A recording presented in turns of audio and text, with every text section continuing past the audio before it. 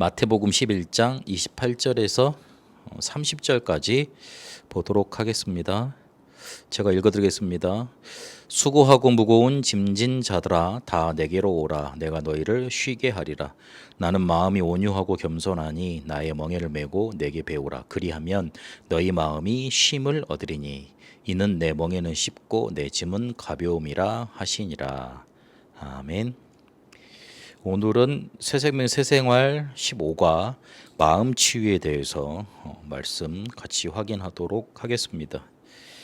우리가 저번 주에 영적인 치유에 대해서 봤는데 그 영적인 문제를 풀어내기 위해서 가장 중요한 답이 어디냐면 심령 치유, 마음 치유입니다. 솔직히 영혼은 우리가 인지할 수 없는데 마음은 우리가 느끼는 겁니다. 그 육신은 완전히 이제 우리가 체험을 하고 이제 살아가니까 이렇게 확인을 하는 건데 눈에 보이지 않지만 실제로 우리가 체험하는 부분 그게 마음입니다. 그래서 어찌 보면 영과 육의 중간다리 역할이라 그럴까? 눈에 보이지 않는 것을 체험하고 그리고 실제로 마음이 아프고 그러면 뭐 가슴이 답답한다든지 아니면 뇌에서 작용이 일어나고 막 그러거든요. 그래서 영혼이라 그러면은 조금 어렵지만 마음은 조금 쉽게 우리가 느낄 수 있고 확인할 수 있습니다. 영적인 문제가 풀려지지 않으면 이 마음 치유가 안 되어 놓으면 다시 원상태로 돌아갑니다. 근본적으로 구원받았음에도 복음이 있음에도 이상하게 옛날 불신자 상태로 그대로 돌아갑니다.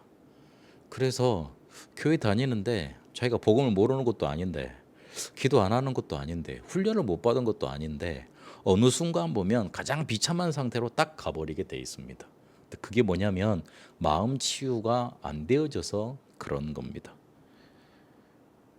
해답을 얻었는데도 이게 예수는 그리스도 모든 문제 해결자 오직 복음 오직 그리스도 전하는 이 단체에 내가 있어야지 그랬는데도 실패하는 사람들이 꽤 많아요. 사람들이 이걸 모르니까 뭐 교리가 잘못됐다. 저 사람들이 전하는 게 잘못됐다 그러는데 우리 뭐 특별히 다른 거 말합니까? 예수 이야기하지. 우리 교회 같은 경우에도 강해 설교하잖아요. 성경 66권 속에 그리스도 요즘 그 신학의 트렌드가 그리스도 중심으로 성경 읽기 막 그렇게 말합니다. 가서 들어가 보면 영 그리스도는 직접적으로 말하지 않고 뭐 다른 얘기만 하면서 그리스도 중심으로 성경 읽는다 그러더라고. 난 이해가 잘 안 되는데 하여튼요 그리스도 이렇게 많이 말하는 단체가 어디 있어요. 그런데 여기 들어와 있음에도 실패가 되거든요. 문제는 복음을 평생토록 전하겠다고 결단한 목회자 선교사가 현장에서 그리고 선교지에서 나가보면 실패가 되는 거예요. 잘 안 되고 교회가 안 되고 막 이렇게. 그리고 뭔가 이렇게 외형은 그럴싸하게 갖췄는데 시스템은 그렇게 갖췄는데 열심히 하는데도 뭔가 잘 안 돼요. 실패하는 이유가 도대체 뭘까요?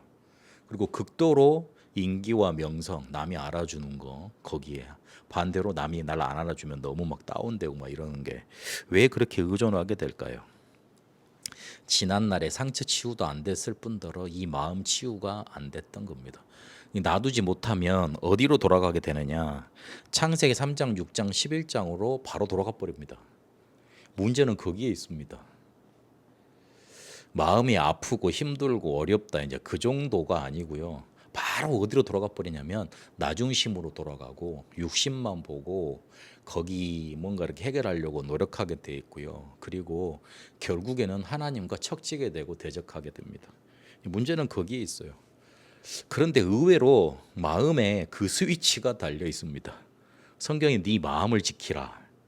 그 다음에 마음에 틈을 주지 마라. 화내지 마라. 남을 용서하라. 이런 말들이 많이 나오잖아요. 왜 그러냐면 뭔가 창세기 3장, 6장, 11장으로 돌아가는 그 빠른 스위치가 마음속에 자리 잡고 있기 때문에 그렇습니다. 창세기 3장, 6장, 11장 거기에서 근본적으로 빠져나오지 못하면 뭐 신앙생활 몇십 년 했다. 내가 훈련을 어디까지 받았다. 내가 뭐 성경 지식이 어마어마하다. 아무 상관없습니다. 아무 상관없다니까요. 이거 사단이 나를 확 덮치는 그런 문제이기 때문에 이 사단이 덮쳐놓기 시작하면 장악해 놓기 시작하면 분명히 불신앙, 죄, 저주, 재앙으로 내 인생 끝나게 되어 있습니다. 그리고 더 안타까운 건 3도 안 될 뿐더러 우리 후대가 망하게 돼 있어요. 그대로 영향 간다니까요. 이런 것들이.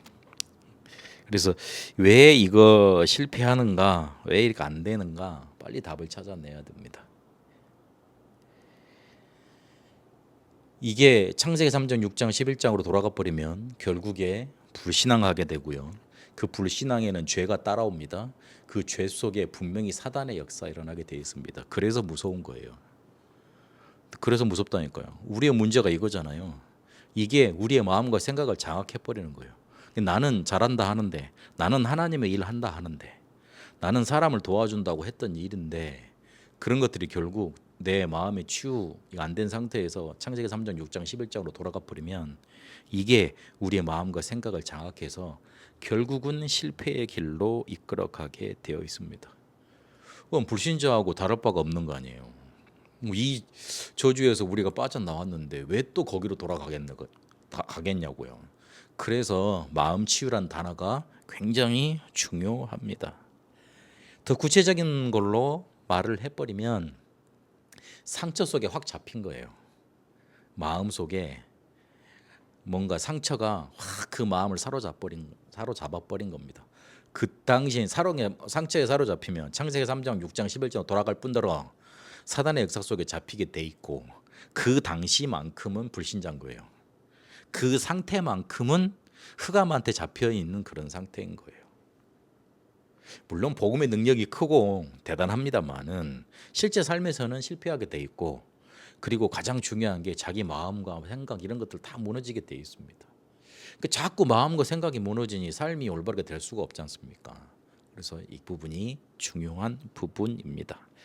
그래서 쉽게 넘어갈 부분이 아니고, 사람들이 마음 치유한다고 뭘 자꾸 의지하냐면 중독 물질을 자꾸 의지하거든요.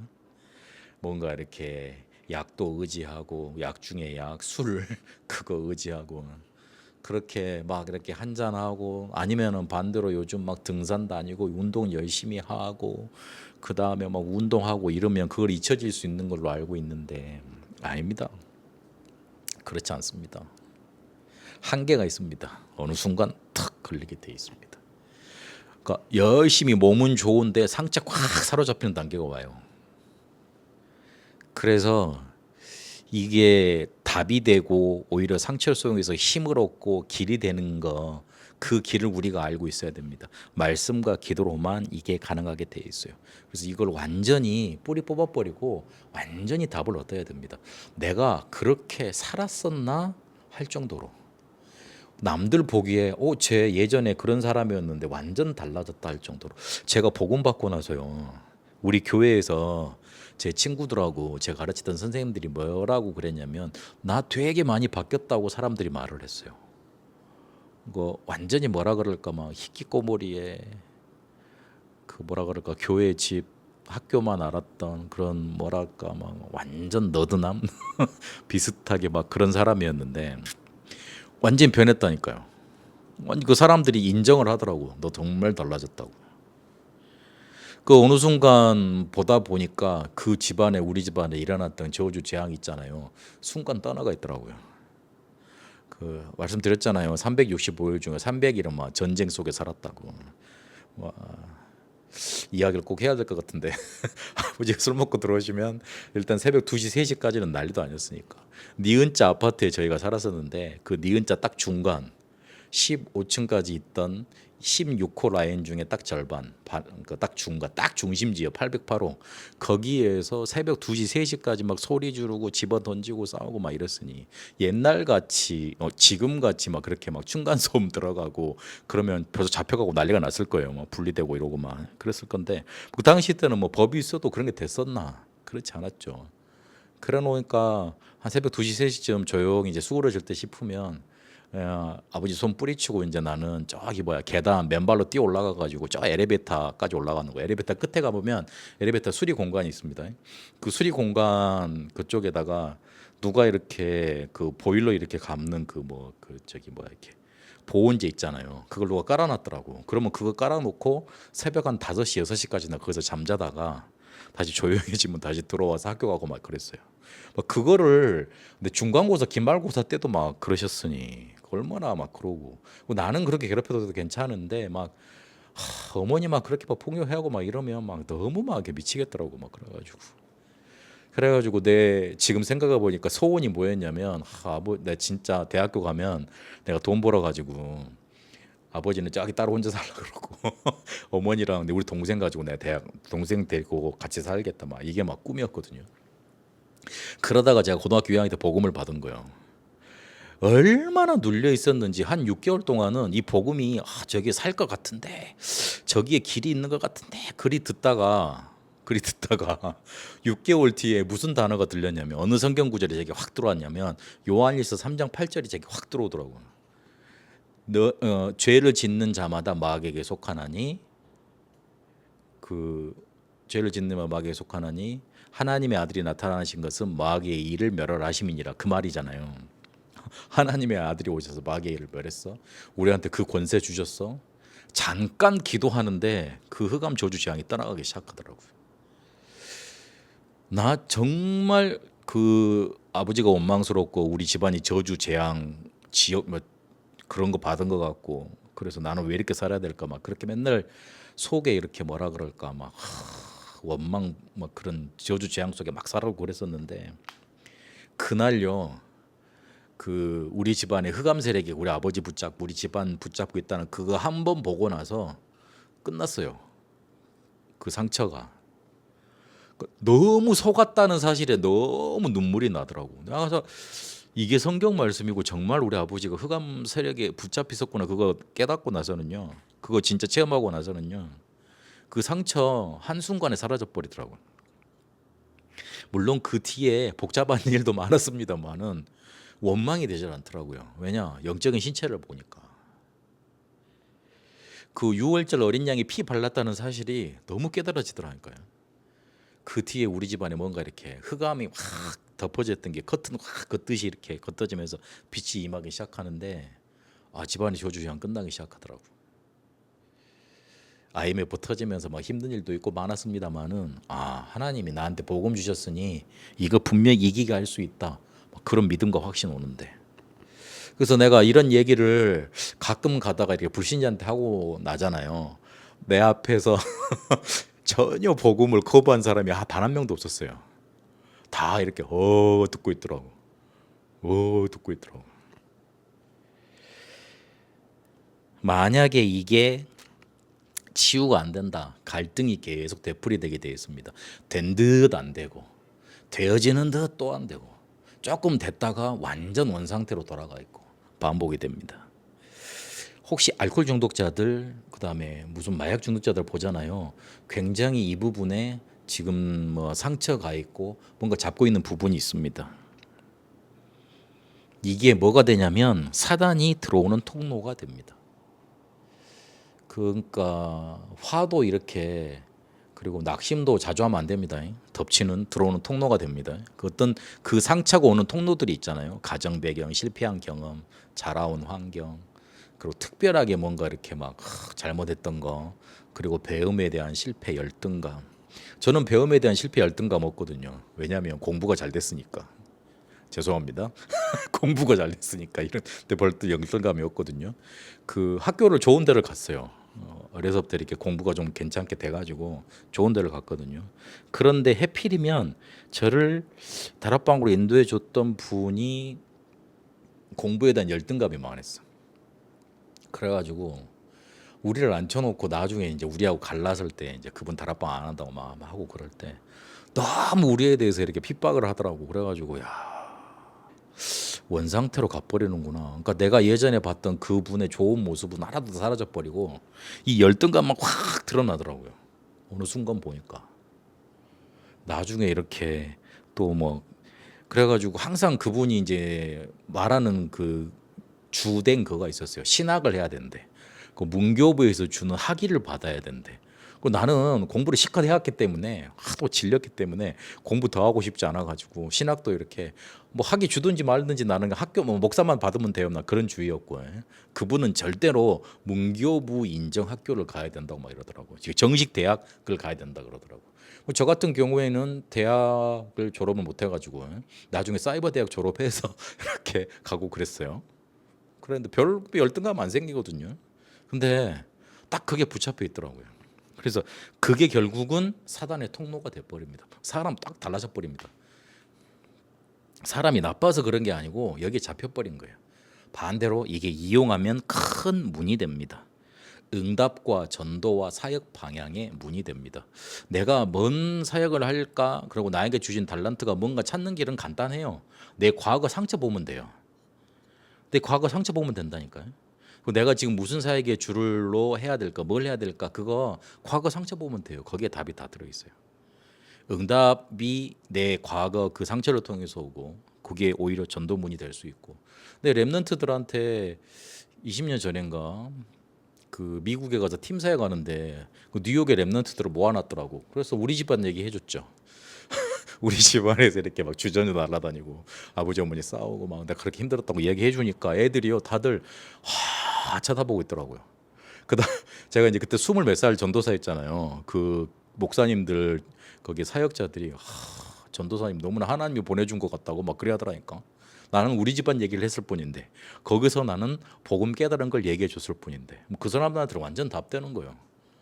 그러니까 내 과거가 너무 창피해서 보여주기 싫었었는데 복음 받고 나니까 그게 전도의 문, 사역의 문이 되더라고요.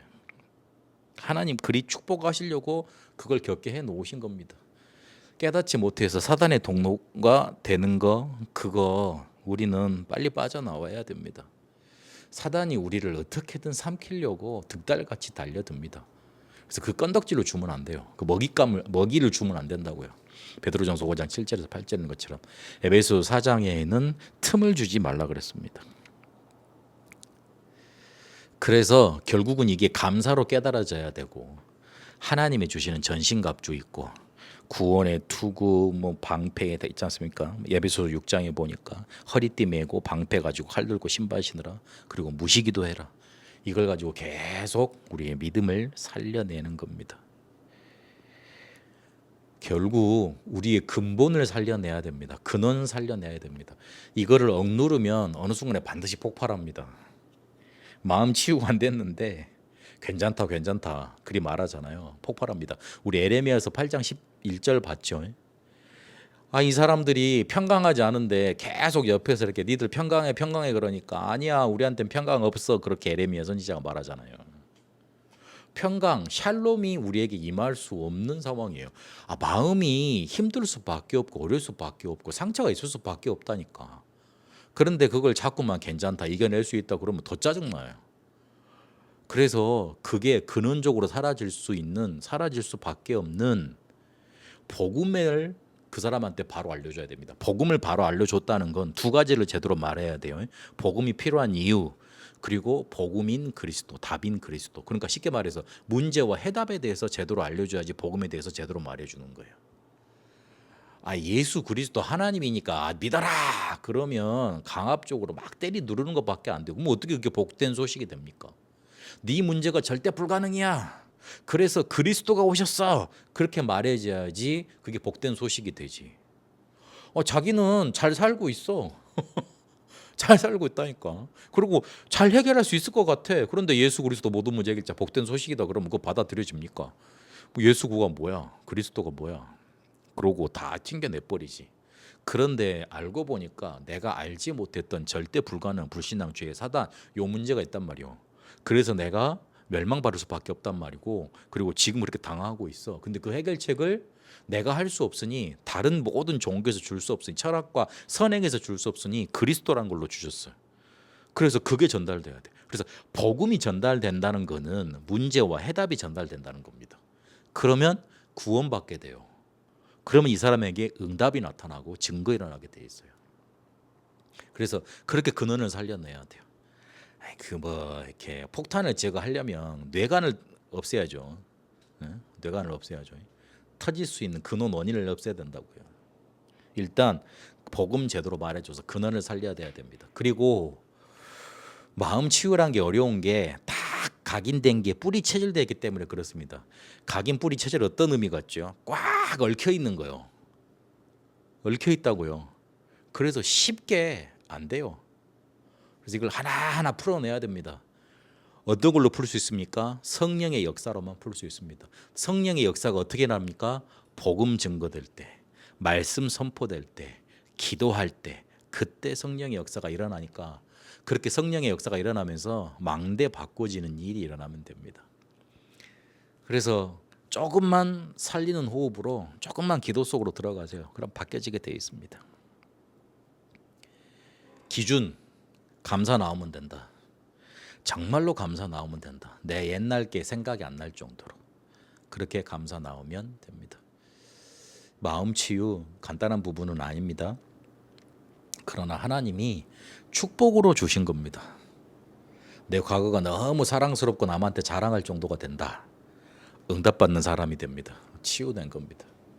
오히려 그것 때문에 전도의 문이 열린다. 하나님이 완벽한 작품으로 여러분의 상처를 그렇게 그렇게 만들어 가실 겁니다. 이 마음 치유의 응답이 말씀 듣는 모든 분에게 임하게 되시길 축복합니다. 살아계신 하나님 감사합니다. 우리에게 상처로 잡힌 인생 이걸 바로 보게 하시고 그 속에서 상해 있는 이 마음이 주님께서 주시는 복음 가지고 치유받고 근원이 회복되는 응답 누리게 하시니 감사드립니다. 우리를 저주하려고 재앙으로 끌고 가려고 주신 게 아니라 축복하시려고 세계복음의 증인으로 사용하시려고 이미 허락하신 것인 줄 믿습니다. 치유받고 응답의 증인으로 서게 하옵소서. 이제는 우리 주 예수 그리스도의 은혜와 하나님의 살아계심과 성령님의 역사 인도하심이 마음 치유의 증인으로 237 5천 종족 복음화에 서게 될 우리 다 함께 모든 성도들 위해 이 말씀을 듣는 모든 지체들 위해 그리고 우리 렘넌트들과 베트남에 이제와 영원토록 항상 함께 계실지어다. 아멘.